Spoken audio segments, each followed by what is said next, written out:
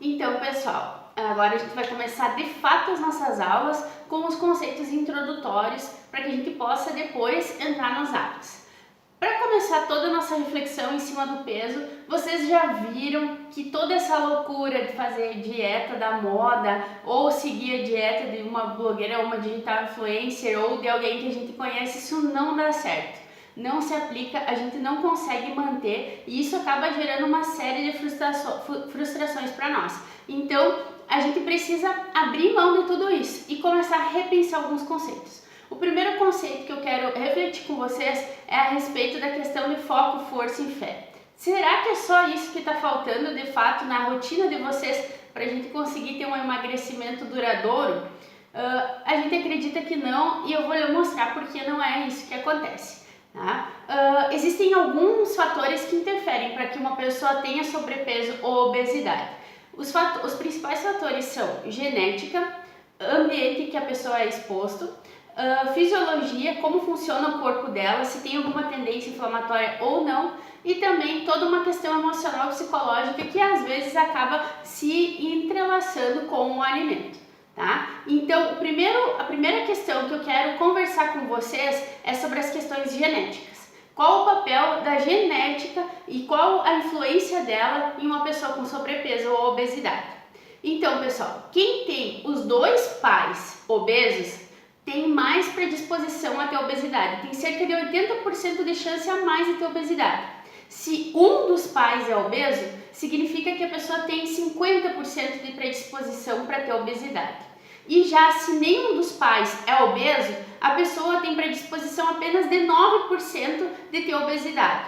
Mas isso significa que a genética é determinante? Não, a gente sabe que os fatores externos, como por exemplo a alimentação e atividade física, interferem bastante na decisão de se esse sobrepeso ele vai acontecer ou não. Então a gente tem dois fatores aí, os fatores genéticos e os fatores físicos. Por isso que para algumas pessoas é bem mais fácil perder peso, manter peso, estar dentro do peso, e para outras é muito mais difícil. Então acaba aqui aquela história de comparação, do que por que para mim é tão difícil, por que para o outro é tão mais fácil, ou vice-versa. Cada pessoa tem uma forma ou um jeito de ser e isso vai ser determinado também, principalmente pelas questões externas. Mas como é que a gente vai saber se realmente é questão genética que está influenciando ou se é questão de compartilhar comportamento junto com a família, né? Porque eu posso dizer assim,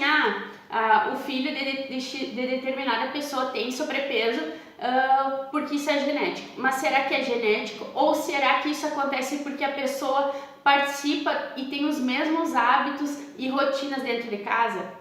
Então, foi feito um estudo onde eles avaliaram gêmeos homozigotos. O que isso significa? Que tem o mesmo DNA, que são exatamente iguais, mas que vivem em ambientes diferentes. E o que eles puderam perceber? Que ao comparar o IMC desses gêmeos, observou-se que cerca de 50 a 80% do IMC se deve aos genes. Então a gente sabe sim que a genética influencia nessa situação. Mas também que ela não é o destino final, né? Além dos fatores que a gente estava conversando, como genética, atividade física e alimentação, existem uma série de outros fatores que muitas vezes são deixados de lado, que levam também ao sobrepeso e à obesidade. E quais são eles? Tá? O ambiente intrauterino, então a gestação da mãe, como é que foi, se ela se alimentou bem ou não, se ela teve alguma intercorrência ou não.